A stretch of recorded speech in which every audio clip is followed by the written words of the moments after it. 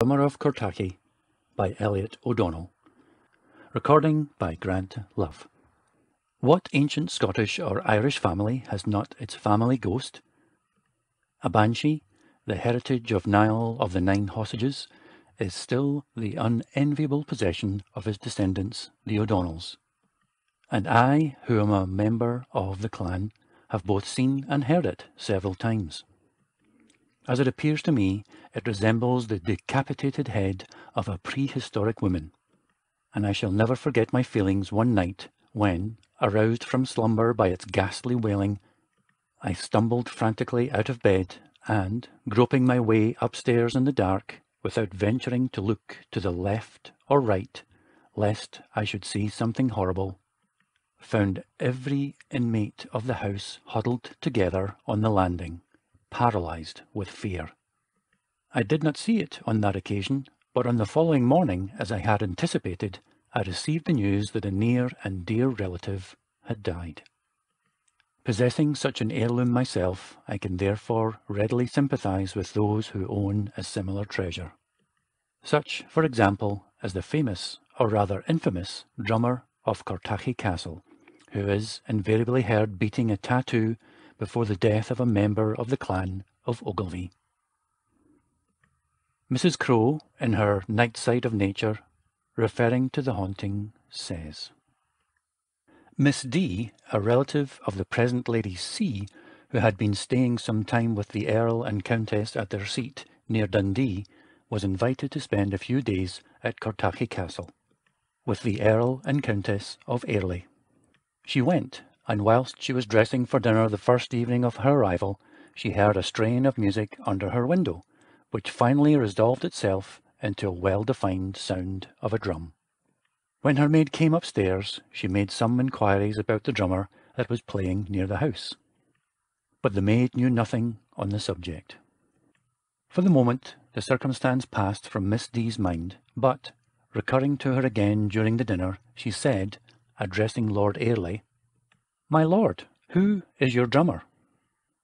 Upon which his lordship turned pale.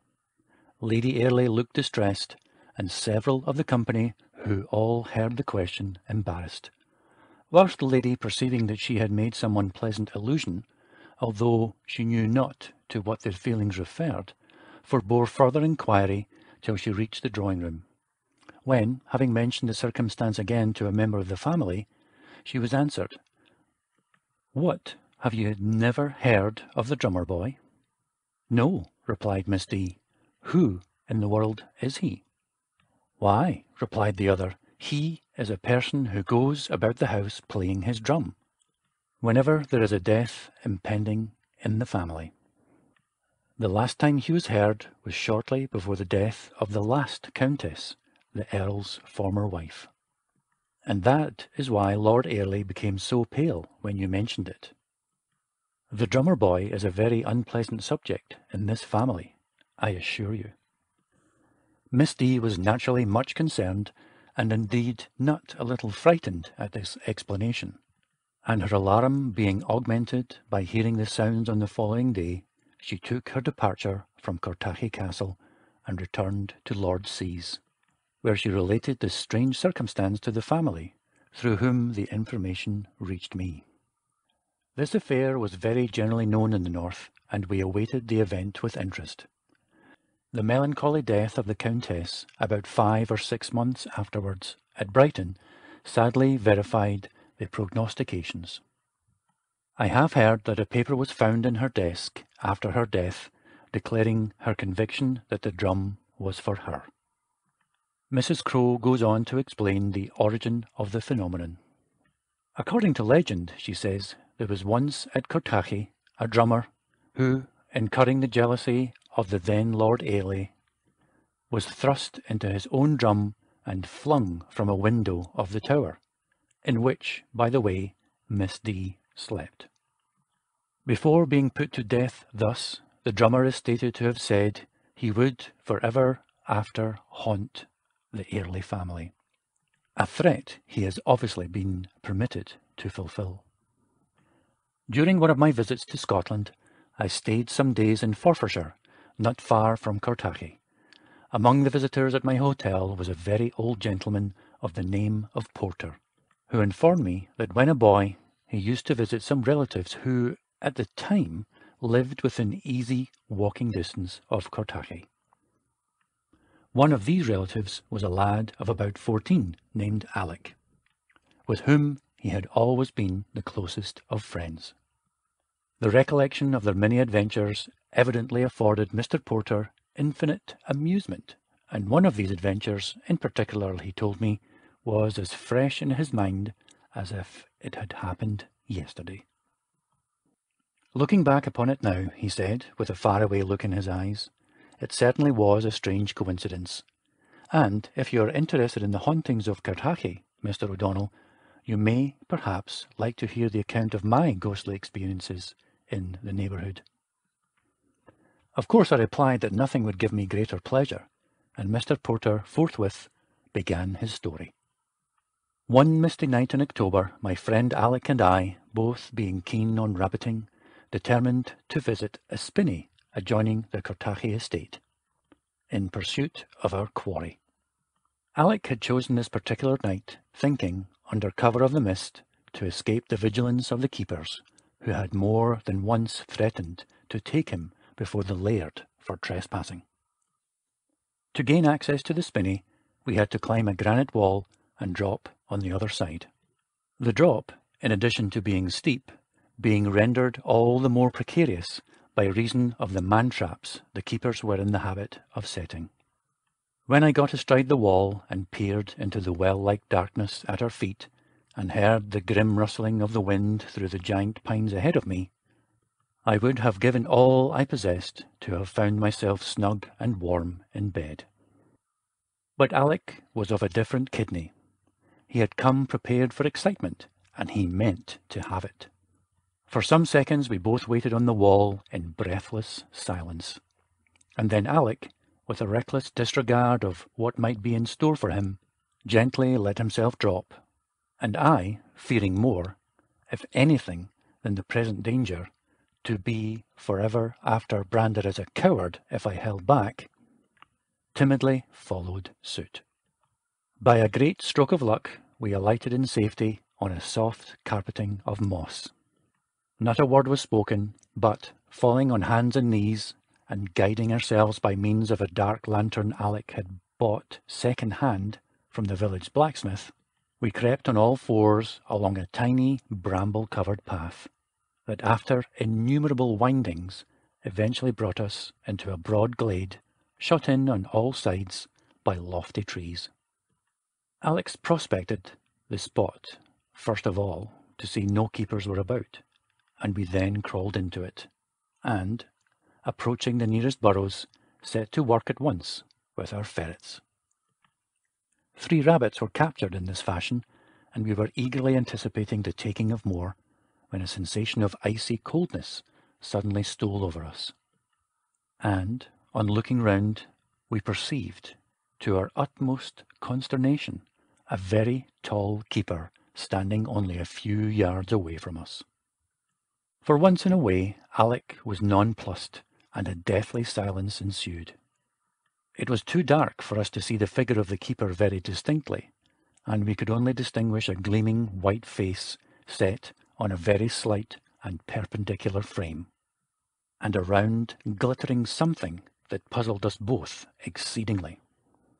Then, a feeling that perhaps it was not a keeper gradually stole over me, and, in a paroxysm of ungovernable terror, I caught hold of Elliott, who was trembling from head to foot, as if he had the ague. The figure remained absolutely still for about a minute, during which time neither Elliott nor I could move a muscle, and then, turning round with an abrupt movement, came towards us. Half dead with fright, but only too thankful to find that we had now regained the use of our limbs, we left our spoil and ran for our lives in the direction of the wall. We dared not look back, but we knew the figure followed us, for we heard its footsteps close at our heels, and never to my dying day shall I forget the sound. Rat-tat-tat, rat-tat-tat, for all the world like the beat of a muffled drum. How we ever managed to reach the wall I could never tell, but as we scrambled over it, regardless of man-traps and bruises, and plunged into the heather on the other side, we heard the weird footsteps receding in the direction of the castle, and, ere we had reached home, the rat-tat-tat, rat-tat-tat had completely died away. We told no one a word of what had happened, and a few days after, simultaneously with the death of one of the Airleys, we learned for the first time the story of the phantom drummer. I have little doubt, Mr. Porter added in conclusion, that the figure we took to be a keeper was the prophetic drummer, for I can assure you there was no possibility of hoaxers, especially in such ill-omened guise, anywhere near the Cortachy estate. Poor old Mr. Porter, he did not long survive our rencontre. When I next visited the hotel some months later, I was genuinely grieved to hear of his decease.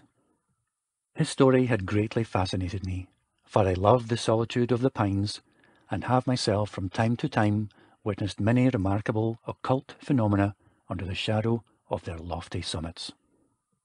One night, during the second visit of mine to the hotel, the mood to ramble came upon me, and, unable to resist the seductive thought of a midnight stroll across the bracken-covered hills, I borrowed a latchkey, and, armed with a flask of whisky and a thick stick, plunged into the moonlit night. The keen, heather-scented air acted like a tonic. I felt younger and stronger than I had felt for years, and I congratulated myself that my friends would hardly know me if they saw me now, as I swung along with the resuscitated stride of 20 years ago. The landscape for miles around stood out with startling clearness in the moonshine, and I stopped every now and then to drink in the beauties of the glittering mountain ranges and silent, glimmering tarns. Not a soul was about, and I found myself, as I love to be, the only human element in the midst of nature. Every now and then a dark patch fluttered across the shining road, and with a weird and plaintive cry, a night-bird dashed abruptly from hedge to hedge, and seemingly melted into nothingness. I quitted the main road on the brow of a low hill, and embarked upon a wild expanse of moor, lavishly covered with bracken and white heather, intermingled with which were the silvery surfaces of many a pool of water. For some seconds I stood still, lost in contemplating the scenery, its utter abandonment and grand sense of isolation, and inhaling at the same time long and deep draughts of the delicious moorland air, unmistakably impregnated now with breaths of ozone. My eyes wandering to the horizon, I detected, on the very margin of the moorland, a dense clump of trees, which I instantly associated with the spinney in my old friend Mr. Porter's story. And, determining that the renowned spinney should be my goal, I at once aimed for it, vigorously striking out along the path which I thought would be most likely to lead to it. Half an hour's brisk walking brought me to my destination, and I found myself standing opposite a granite wall which my imagination had no difficulty in identifying with the wall so well described by Mr. Porter. Removing the briars and gorse prickles which left little of my stockings whole, I went up to the wall, and, measuring it with my body, found it was a good foot taller than I. This would mean rather more climbing than I had bargained for, but the pines, the grim silence of their slender frames and gently swaying summits, fascinated me. They spoke of possibilities few could see or appreciate as I could. Possibilities of a sylvan phantasmagoria enhanced by the soft and mystic radiance of the moon. An owl hooted, and the rustling of brushwood told me of the near proximity of some fur-coated burrower in the ground. High above this animal life, remoter even than the tops of my beloved trees or the mountain ranges, etched on the dark firmament shone multitudinous stars, even the rings around Saturn being plainly discernible. From the Milky Way my eyes at length wandered to the pines, and a puff of air laden with the odour of their resin and decaying brushwood decided me. I took a few preliminary sips of whisky, stretched my rusty limbs, and, placing one foot in a jagged crevice of the wall, swarmed painfully up. How slow and how hazardous was the process! I scratched my fingers, inured to the pen, but a stranger to any rougher substance. I ruined my box calf boots. I split my trousers at the knees, and I felt that my hat had parted with its shape forever. And yet I continued the ascent. The end came all too suddenly. When within an ace of victory, I yielded to impulse, and with an energy the desperate condition of my skin and clothes alone could account for, I swung up, and the outer edge of the wall melted beneath me. My hands frantically clutched at nothingness. A hideous sensation of falling surged through my brain. My ears and eyes filled to bursting, and with a terrific crash that seemed to drive my head and spine right through my stomach, I met the black, uprising earth and lost consciousness. Providentially for me, I had pitched head first into a furze bush which broke the fall. Otherwise, I must have met with serious injury. As it was, when I recovered my momentary loss of consciousness, I found that I had sustained no worse harm than a severe shaking, scratches galore, and the utter demolition of my clothes. I picked myself up with difficulty and spent some time searching for my hat and stick, which I at length discovered lodged, of course, where one would least have thought of looking for them. I then took close stock of my surroundings and found them even grimmer than I had anticipated. Though the trees were packed closely together and there was much undergrowth, the moonbeams were so powerful and so fully concentrated on the spinney that I could see no inconsiderable distance ahead of me. Over everything hung a solemn and preternatural hush. I saw shadows everywhere, shadows that defied analysis and had no material counterparts. A sudden crashing of brushwood brought me to a standstill and sent the blood in columns to my heart. Then I laughed loudly. It was only a hare, the prettiest and pertest thing imaginable. I went on. Something whizzed past my face. I drew back in horror. It was a bat. Merely a bat. My nerves were out of order. The fall had unsteadied them. I must pull myself together. I did so and continued to advance.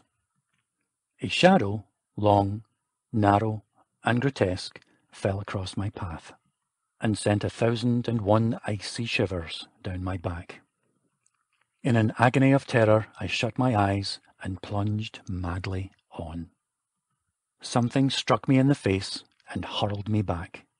My eyes opened involuntarily, and I saw a tree that, either out of pique or sheer obstinacy, had planted itself halfway across the path. I examined its branches to make sure they were branches, and continued my march. A score more paces, a sudden bend, and I was in an open space, brilliantly illuminated by moonbeams and peopled with countless moving shadows. One would have to go far to find a wilder, weirder, and more grimly suggestive spot. As I stood gazing at the scene in awestruck wonder, a slight breeze rocked the tops of the pine trees, and moaning through their long and gloomy aisles reverberated like thunder. The sounds, suggesting slightly, ever so slightly, a tattoo, brought with them vivid pictures of the drummer. Too vivid just then to be pleasant, and I turned to go. To my unmitigated horror, a white and lurid object barred my way. My heart ceased to beat, my blood turned to ice. I was sick, absolutely sick, with terror. Besides this, the figure held me spellbound. I could neither move nor utter a sound. It had a white, absolutely white face, a tall, thin, perpendicular frame, and a small, glittering rotund head. For some seconds it remained stationary, and then, with a gliding motion, left the path and vanished in the shadows. Again a breeze rustled through the tops of the pine trees, moaned through their long and gloomy aisles, and reverberated like thunder. Rat-tat-tat, rat-tat-tat. And with this sound beating in my ears, reaction set in, and I never ceased running till I had reached my hotel.